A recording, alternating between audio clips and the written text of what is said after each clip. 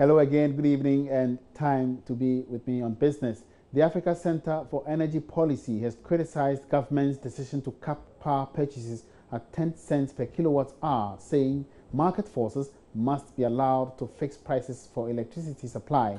Vice President Dr. Mahamudu Bawumia announced at the town hall engagement with the public on Monday that the government has capped the power purchase agreements at 10 cents per kilowatt hour. Commenting on the directive, Deputy Executive Director of ASEP, Ben Boachi, stated that even though the decision to review contracts in favor of agreed purchase prices is laudable, there should be a more robust structure to stimulate competition to eventually reduce cost of power supply. We are not sure how the ministry arrived at a 10-cent figure. What that means is that we have not totally moved away from the political arrangement of fixing power tariffs. What we really need to do is to ensure that we have a market-driven arrangement for setting prices. If you peg it at 10 cents and the market doesn't dictate 10 cents, you are not going to attract investment.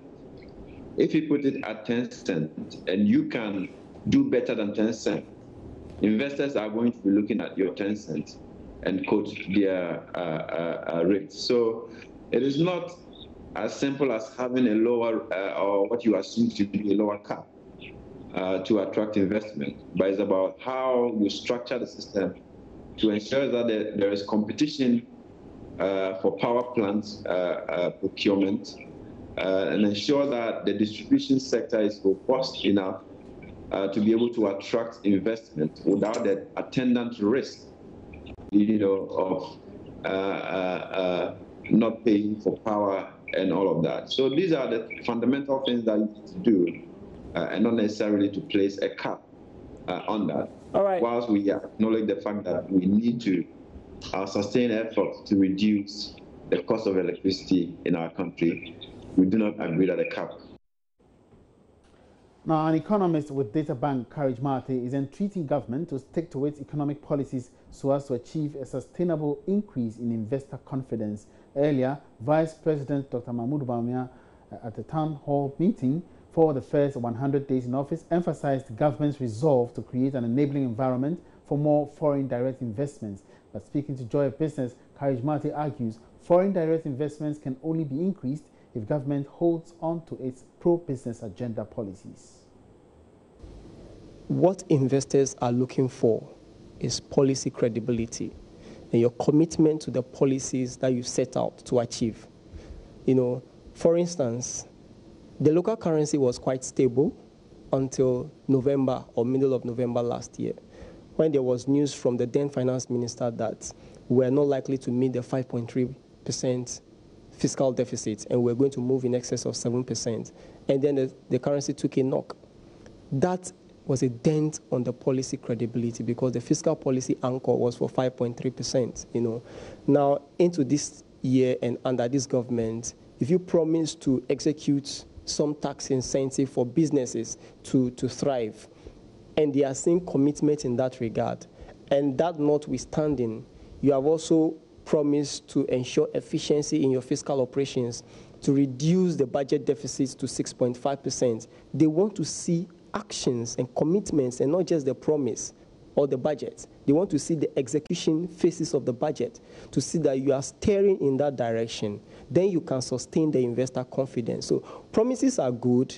They tend to stir a new wave of optimism and expectation.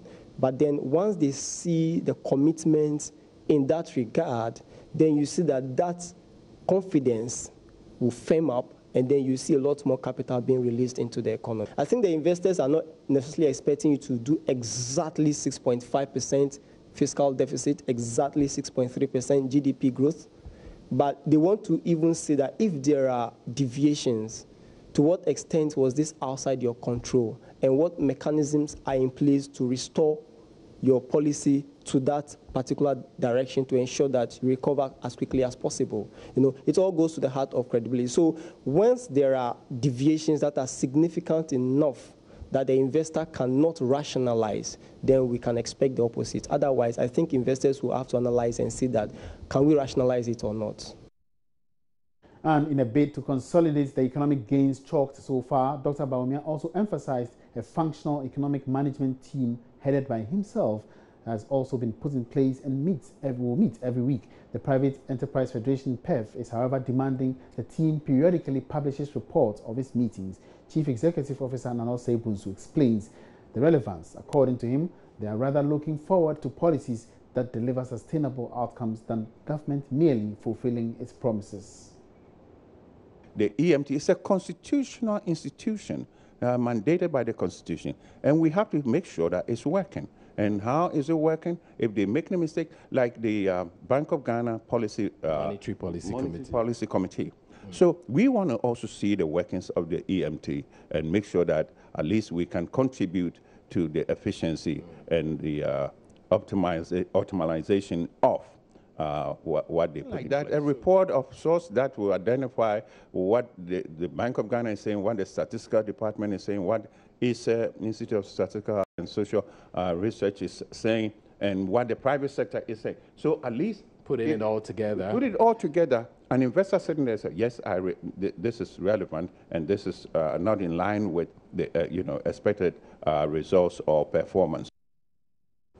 Now, popular search engine Google has designed a doodle to celebrate the life of Ghanaian micro-lending pioneer Esther Ifua Klu on what would have been her 98th birthday today, after starting a business selling fruits, juice and marmalade as a teenager and realizing the financial difficulties poor women faced. Ms. Oklu helped found and operate a bank specifically designed to help women on low incomes. Here's a Business Desk report profiling her achievements. Helping other people succeed was just as important to Esther Ifua Oklu as securing her own success. Born 98 years ago as Esther Ifua Nkulenu, the Ghanaian entrepreneur and pioneer in microlending was the first person to start a formal food processing business in West Africa's Gold Coast. To highlight Oklu's accomplishments, Google has published a Doodle Tuesday in her honor. Oklu made her livelihood selling marmalade and orange juice. At the point, she needed to expand production and was badly in need of financial assistance. These are challenges many women continue to endure in Ghana and other parts of the world. Through persistence, she was able to secure a loan, allowing her to travel to England to learn the latest techniques in food processing. When she returned to Ghana, Esther Oklu imparted into some local women those newfound skills as well as everything she knew about starting and running a business. This she realized could improve the health and prosperity of the women and their communities alike. Recognizing that banks often ignored low-income women because they lacked collateral, Oklu in 1979 founded and became chairwoman of the Women's World Banking. The non-profit organization provides financial and technical assistance to low-income women around the world so they can reach their entrepreneurial goals. Oklu was also the first black person to earn a cooking diploma from the Good Housekeeping Institute in London. She died in 2002 at the age of 82 after a bout with pneumonia. And that's all in business for tonight. Many thanks for watching. My name is Emmanuel Abuaji. Good evening.